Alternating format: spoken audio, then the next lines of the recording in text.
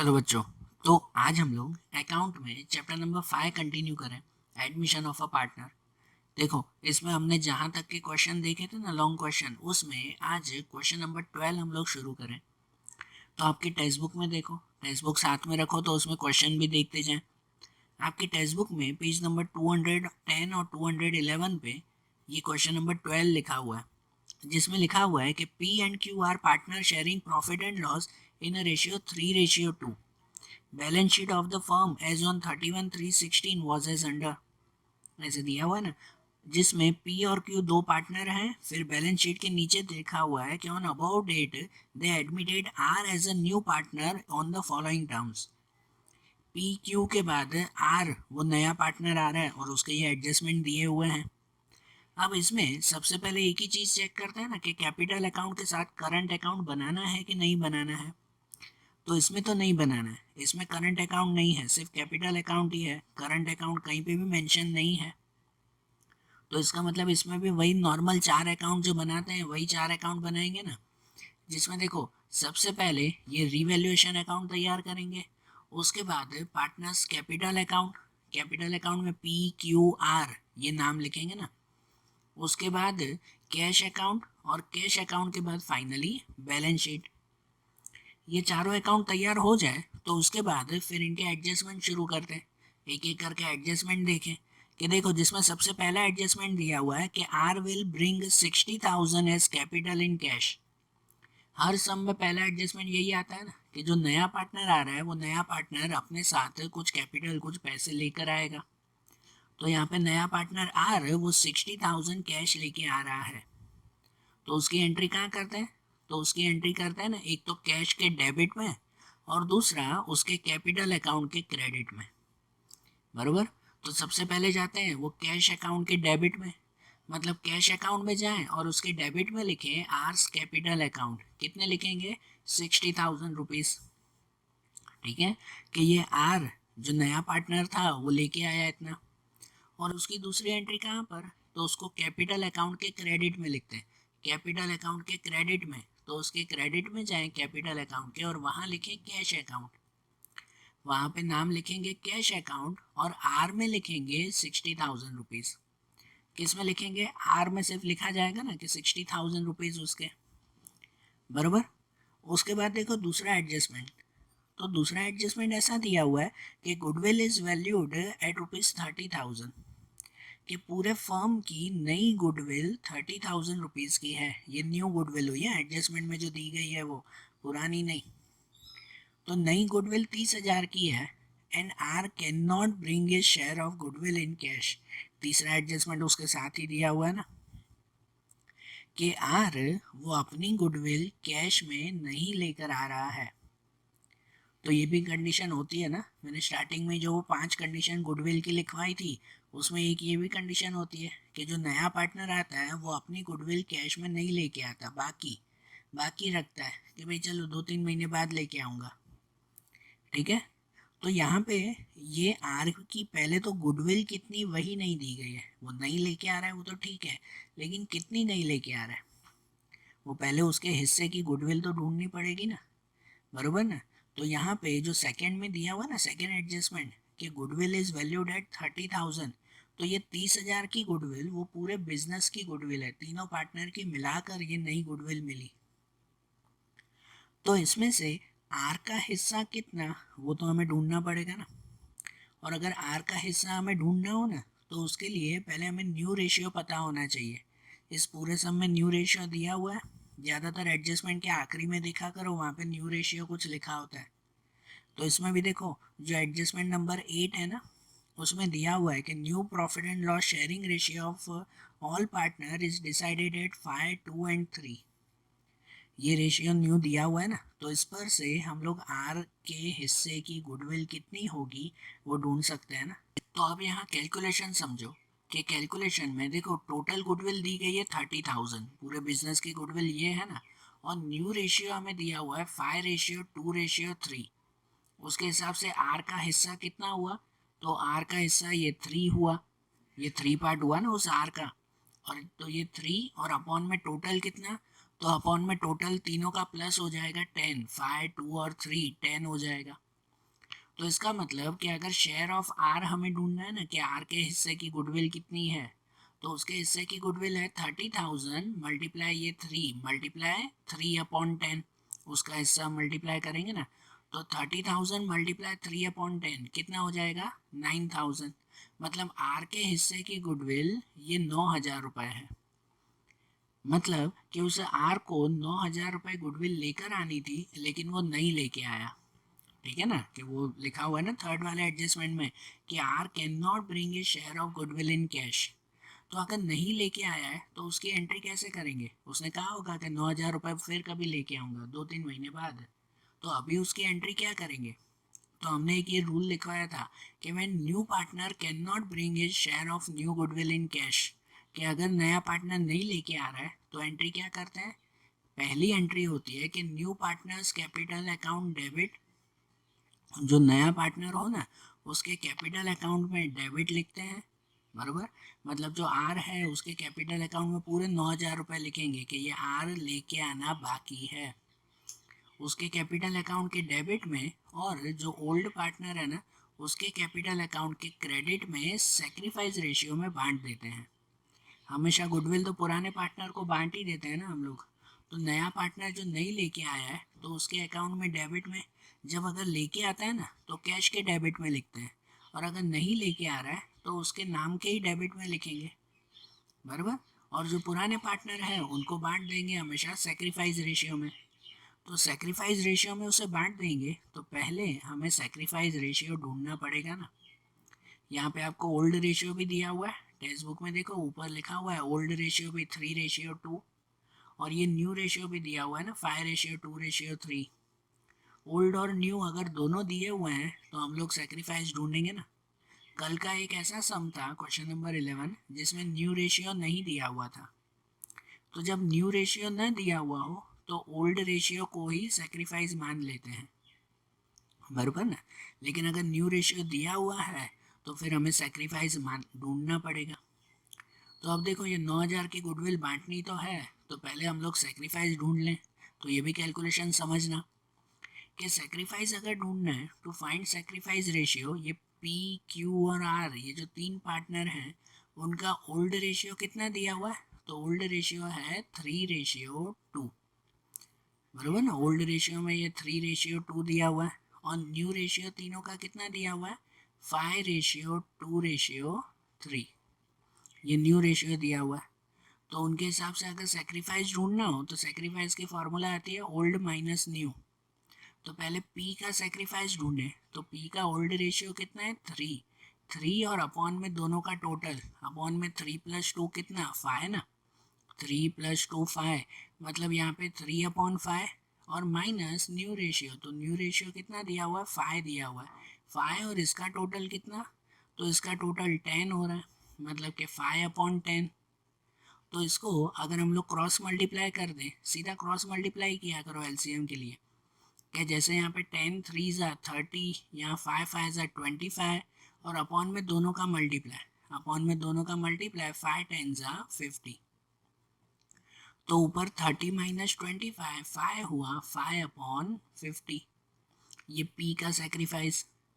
वैसे ही क्यू का सेक्रीफाइस ढूंढे, तो क्यू में ओल्ड रेशियो, तो ओल्ड रेशियो दिया हुआ है 2 और अपॉन में टोटल 5, तो 2/5 माइनस न्यू रेशियो, तो माइनस न्यू रेशियो भी दिया हुआ है ये 2, बराबर ना। न्यू रेशियो 2 दिया हुआ है, 2 और उसके अपॉन में टोटल 10, तो 2/10।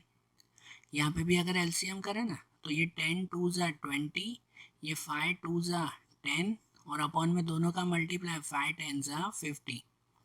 तो ऊपर 20 माइनस 10, 10 बचेगा 10/50, ठीक है। और ये आर का रेशियो तो सिर्फ लिखेंगे ही कि ये 3 पार्ट है 3/10, बराबर ना। उसका कोई काम नहीं है, उसका सेक्रीफाइस थोड़ी गिनेंगे, सेक्रीफाइस तो गिनेंगे इन दोनों का। तो देखो ये दोनों में अगर डिनोमिनेटर सेम आ रहा है ना, नीचे 50-50 दोनों में अगर सेम है, तो ऊपर वाला ये 5 और 10 वो रेशियो कहलाया। मतलब कि सेक्रीफाइस रेशियो कितना हो जाएगा? 5:10। और इसे अगर कट करें तो कट होगा दोनों 5 5 से कट होगा 1:2।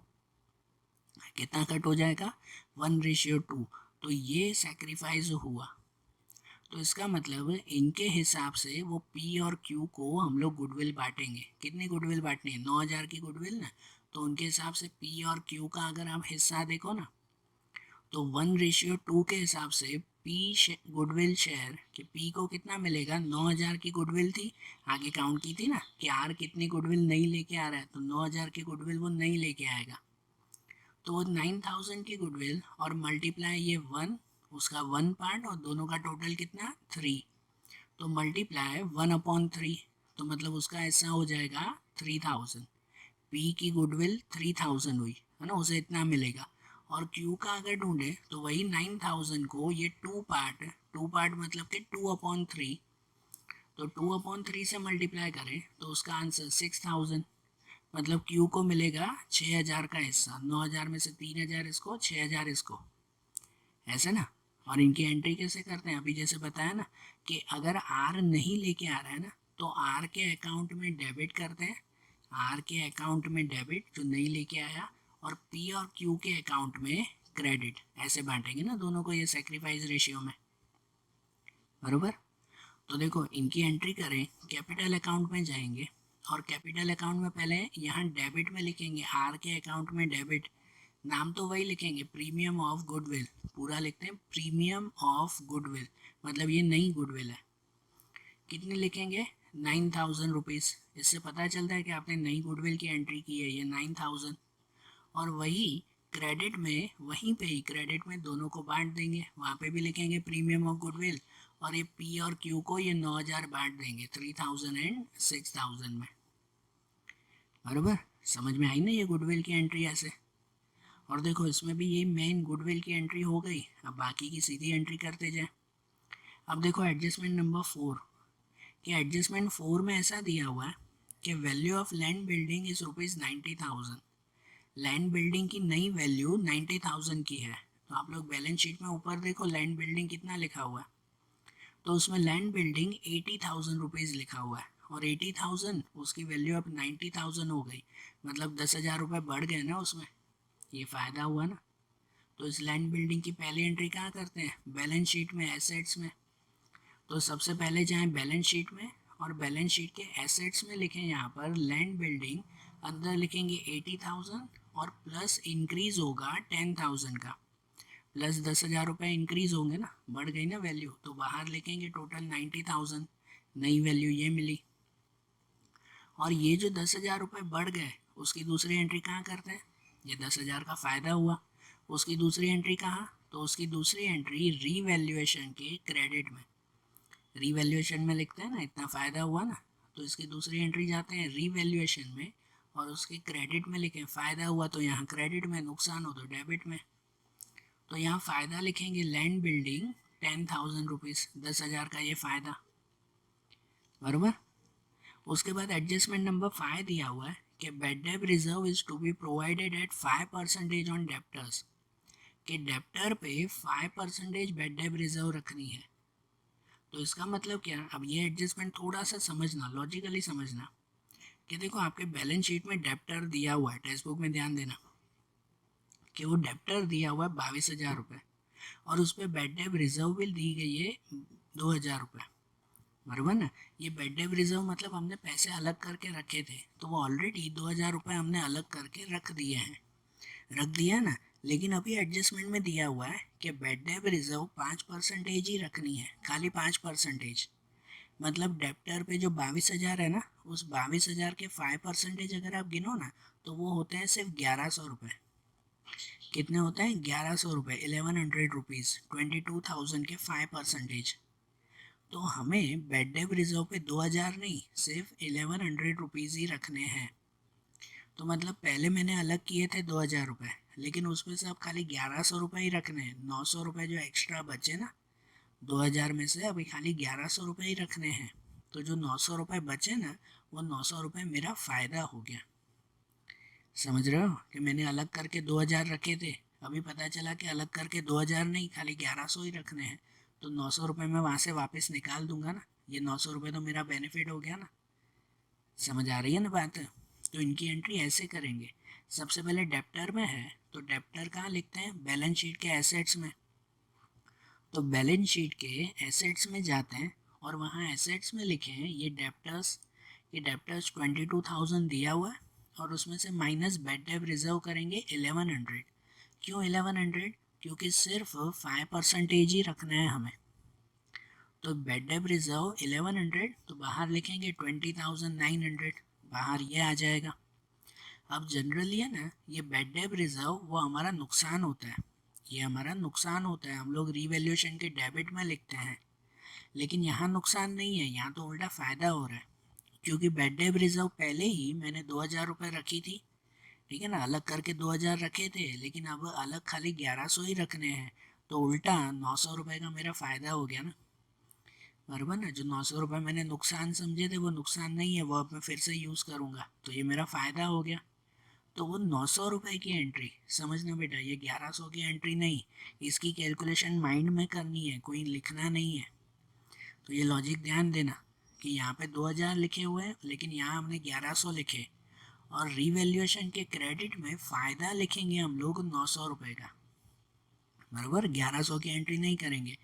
देखो रीवैल्यूएशन के क्रेडिट में जाएंगे और वहाँ क्रेडिट में बैड डेट रिजर्व लिखेंगे, कितने लिखेंगे, तो 900 रुपीज़ लिखेंगे कि 900 रुपये का फ़ायदा हो गया। बैड डेट रिजर्व यहाँ इस सम में नुकसान में नहीं लिखेंगे, ठीक है। तो ये एडजस्टमेंट अच्छी तरह से टिक करना भले और समझना इसे ध्यान से। उसके बाद नंबर 6 वाला एडजस्टमेंट है कि value of stock is to be reduce by ₹400, कि स्टॉक की वैल्यू 400 रुपये कम हो गई। आपके बैलेंस शीट में देखो स्टॉक दिया हुआ ना 36,000 का, कि उसमें उसकी वैल्यू 400 रुपये कम हो गई, ये नुकसान हुआ हमारा, बरोबर, ठीक है। तो इनकी पहली एंट्री कहाँ, तो पहली एंट्री तो बैलेंस शीट में ही करते हैं ना। तो पहली एंट्री बैलेंस शीट में जाएं और बैलेंस शीट के यहाँ एसेट्स में लिखें कि स्टॉक है हमारा 36,000 का और उसमें से डिक्रीज़ हुआ 400 रुपीज़, 400 रुपये कम हो गया उसमें से, तो कितना बचा अभी हमारा स्टॉक, 35,600। और ये जो 400 रुपये कम हुए ना, ये जो लॉस हुआ ना हमारा, वो लॉस कहाँ पे लिखेंगे, रीवैल्यूएशन के डेबिट में, बराबर। इसको लिखते हैं रीवैल्यूएशन के डेबिट में।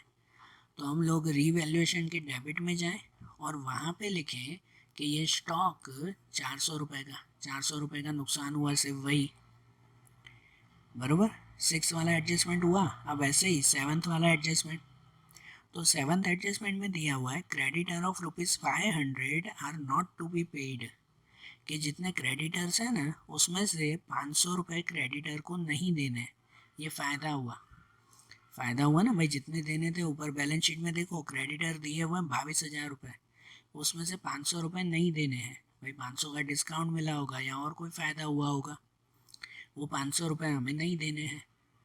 तो ये क्रेडिटर कहाँ लिखते हैं हम लोग, उसे लिखते हैं बैलेंस शीट की लायबिलिटी में, ठीक है ना, ऊपर भी तो लिखा हुआ ही है ना लायबिलिटी में। तो देखो बैलेंस शीट की लायबिलिटी में जाते हैं और वहाँ लायबिलिटी में ऊपर कुछ लाइन छोड़कर लिखेंगे हम लोग ये क्रेडिटर्स के, क्रेडिटर 22,000 रुपये थे और माइनस डिक्रीज लिखेंगे 500 रुपये का, कि 500 रुपये के क्रेडिटर्स हमें नहीं देने हैं, तो बाहर कितने बचेंगे, 21,500 रुपीज़, इतने बचेंगे ना, 21,500। और ये जो 500 रुपये का फ़ायदा हुआ, ये फ़ायदा हुआ ना, इतना नहीं देना है तो उसे कहाँ लिखते हैं, उसे रीवैल्यूएशन के क्रेडिट में, फ़ायदा हो रहा है तो रीवैल्यूएशन में जाएंगे और रीवैल्यूएशन के क्रेडिट में लिखेंगे ये क्रेडिटर्स 500 रुपीज़, बराबर। बात आई समझ में, एडजस्टमेंट हो गया ना। 8th वाला एडजस्टमेंट तो वही है, new profit and loss ratio, मतलब देखो सभी एडजस्टमेंट हो गए, तो अभी ऊपर जो बैलेंस शीट में दिया हुआ है वो सब लिखते जाए एक एक करके। सबसे पहले कैपिटल अकाउंट लिखेंगे, तो कैपिटल अकाउंट कहाँ लिखते हैं, कैपिटल अकाउंट के ही क्रेडिट में लिखेंगे ना, ये बैलेंस पी और क्यू का जो बैलेंस दिया हुआ है। तो कैपिटल अकाउंट के क्रेडिट में जाएं और वहाँ क्रेडिट में ऊपर जो एक लाइन छोड़ी हो उसमें लिखते हैं balance brought forward, balance brought forward, कितना बैलेंस था, कितना बैलेंस था, पी का 70,000 और क्यू का 50,000, बराबर। ये दोनों का बैलेंस लिख दिया ना। उसके बाद दूसरी एंट्री है प्रोविडेंट फंड, तो प्रोविडेंट फंड कहाँ लिखते हैं, प्रोविडेंट फंड लिखा जाता है बैलेंस शीट की लायबिलिटी में। प्रोविडेंट फंड नहीं बांटते बेटा, ये पहले भी मैंने 2-3 बार बताया आपको। प्रोविडेंट फंड कंपलसरी वर्कर्स को देना होता है, इसलिए वो बांटा जाता नहीं है, तो इसलिए प्रोविडेंट फंड लिखते हैं बैलेंस शीट की लायबिलिटी में। तो बैलेंस शीट के लायबिलिटी में जाएं और वहाँ पे लिख दें ये प्रोविडेंट फंड 18,000 रुपये, बराबर। प्रोविडेंट फंड हो गया। उसके बाद क्रेडिटर, तो क्रेडिटर की एंट्री तो हो चुकी थी पहले ही, ठीक है, जो एंट्री हो गई तो उसे तो नहीं लिखेंगे ना फिर से। फिर एसेट्स की तरफ देखो, एसेट्स में लैंड बिल्डिंग भी लिख दिया, डेप्टर भी लिख दिया, स्टॉक भी लिख दिया हमने। उसके बाद कैश, तो कैश कहाँ लिखते हैं, कैश लिखते हैं कैश अकाउंट में। कैश अकाउंट में डेबिट की तरफ, डेबिट की तरफ इतना बैलेंस लिखेंगे ना, तो कैश अकाउंट में डेबिट में जाएं और वहाँ डेबिट में ऊपर लिखें ये बैलेंस ब्रॉड फॉरवर्ड, कितना बैलेंस है हमारे पास, कितना 4,000 रुपीज़, ये बैलेंस आ गया ना, बराबर। कैश लिखा और उसके बाद बैलेंस शीट में क्या दिया हुआ है, गुडविल दी गई है। ये पुरानी गुडविल, पुरानी गुडविल को क्या करते हैं, पुराने पार्टनर को बांट देते हैं। पुरानी गुडविल पुराने पार्टनर को बांट देते हैं। कौन से रेशियो में, तो पुराने रेशियो में ही बांटते हैं। पुराना रेशियो कितना दिया हुआ है, ओल्ड रेशियो कितना है, ऊपर डेस्कबुक में लिखा हुआ है ना 3:2। मतलब ये 20,000 की गुडविल पुराने पार्टनर पी और क्यू को 3:2 में बांट देंगे। और ये 3:2 में कहाँ पे बांटेंगे हम लोग, तो ये एसेट्स में दिया हुआ है ना, तो कैपिटल अकाउंट के डेबिट में उनको बांटेंगे, कैपिटल अकाउंट के डेबिट में बांटेंगे उसको। तो कैपिटल अकाउंट में जाएं और कैपिटल अकाउंट के डेबिट में यहाँ पे लिखें गुडविल, सिर्फ गुडविल, पुरानी गुडविल को खाली गुडविल नाम देंगे। ये 20,000 को 3:2 में बांटना है। अब वो तो बांटना आता है ना कि 20,000 को 3:2 में बांटना है, तो एक बार 3/5 करेंगे, 3:2 तो 2 और 3 5 हो गया ना। 20,000 मल्टीप्लाई 3/5 तो उसको मिलेगा 12,000 रुपये पी को, और वही 20,000 मल्टीप्लाई 2/5 करेंगे तो वो क्यू को मिलेगा 8,000 रुपये। तो ऐसे दोनों को गुडविल मिल जाएगी ना, बराबर ना। तो ये गुडविल की एंट्री भी हो गई, सभी एंट्रीज कंप्लीट। तो अब क्या करेंगे, अब फाइनली इनकी क्लोजिंग, अब क्लोजिंग करें इनकी। तो सबसे पहले क्लोज करेंगे हम लोग रीवैल्यूएशन अकाउंट। तो पहले रीवैल्यूएशन में देखें तो उसमें देखो, उसमें इस साइड का टोटल ज़्यादा है कि यहाँ पे क्रेडिट साइड में ज़्यादा अमाउंट दी गई है। मतलब कि क्रेडिट साइड का टोटल ज़्यादा है कि इस साइड का टोटल आया कितना, 11,400, बराबर ना, कॉमा गलत लिख दिया ना मैंने 11,400, और यहाँ पे भी उतना ही 11,400 लिखेंगे, और उसमें ऊपर की ये अमाउंट माइनस करेंगे, ठीक है, ऊपर की ये अमाउंट माइनस होगी। तो 11,400 में से ये 400 माइनस, तो बचेगा 11,000। ये 11,000 क्या हुआ हमारा, ये हमारा डिविजिबल प्रॉफिट कहलाया। डिविजिबल प्रॉफिट, कितना प्रॉफिट हमें बांटना है, दोनों को बांट देंगे ना ये 11,000 रुपये। कितना, कैसे बांटेंगे, 3:2 में बांटेंगे, बराबर। 3:2 में, ओल्ड रेशियो में ही बांटते हैं ये प्रॉफिट जो मिला। तो 3:2 में मतलब इस 11,000 को फिर से वही कि 11,000 को एक बार 3/5 से मल्टीप्लाई करो, 11,000 मल्टीप्लाई 3/5, तो वो पी का प्रॉफिट मिलेगा 6,600, और वही 11,000 मल्टीप्लाई 2/5 करेंगे, मल्टीप्लाई 2/5, तो क्यू का प्रॉफिट मिलेगा हमें 4,400 का। ऐसे ये दोनों प्रॉफिट मिल गया ना हमें, बराबर। अब ये जो प्रॉफिट आया डिविजिबल प्रॉफिट, उसे कहाँ ले जाते हैं, तो उसे ले जाते हैं कैपिटल अकाउंट के क्रेडिट में। इसमें डेबिट में लिखा हुआ है तो कैपिटल के क्रेडिट में ले जाएंगे। तो अब आगे कैपिटल अकाउंट को क्लोज करें। कैपिटल अकाउंट के क्रेडिट में पहले लिखें ये डिविजिबल प्रॉफिट 6,600 एंड 4,400, ठीक है, ये दोनों में लिख दिया ना। अब इसको क्लोज करेंगे, तो क्लोज करने के लिए पहले एक एक करके क्लोज करें ना, पहले पी का अकाउंट क्लोज करें।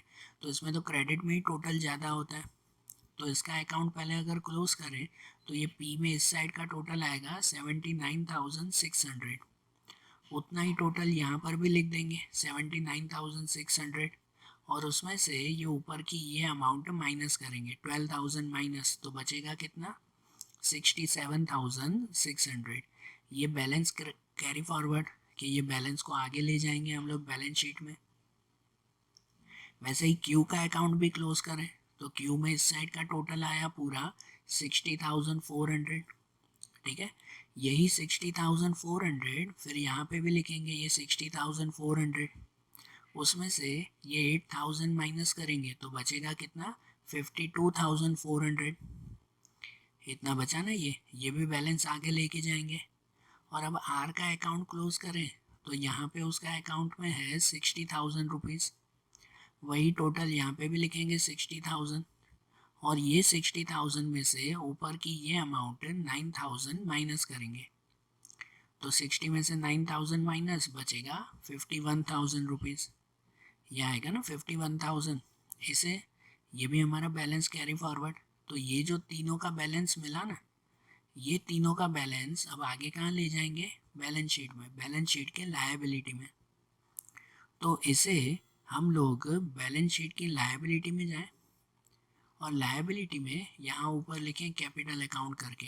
कैपिटल अकाउंट में पी, क्यू और आर तीनों का अकाउंट का नाम लिखेंगे हम लोग कि पी में 67,600, क्यू में 52,400 और आर में 51,000 रुपीज़, बराबर। तीनों का टोटल 1,71,000। ये कैपिटल भी लिख दिया हमने। और ये जो कैपिटल लिखा ना, तो अब आखिरी हमारा क्या बचता है, तो आखिरी बचता है कैश अकाउंट। लास्ट में कैश अकाउंट बचेगा। तो अब कैश अकाउंट को क्लोज करें। कैश अकाउंट में डेबिट का टोटल हमेशा ज़्यादा होता है, तो यहाँ पे डेबिट का टोटल, यहाँ टोटल आया 64,000 रुपीज़, वही टोटल यहाँ पे भी लिखेंगे 64,000। ऊपर कुछ भी माइनस करने के लिए नहीं है तो इसलिए यहाँ पर भी 64,000 ही लिखेंगे कि ये बैलेंस कैरी फॉरवर्ड 64,000 रुपीज़।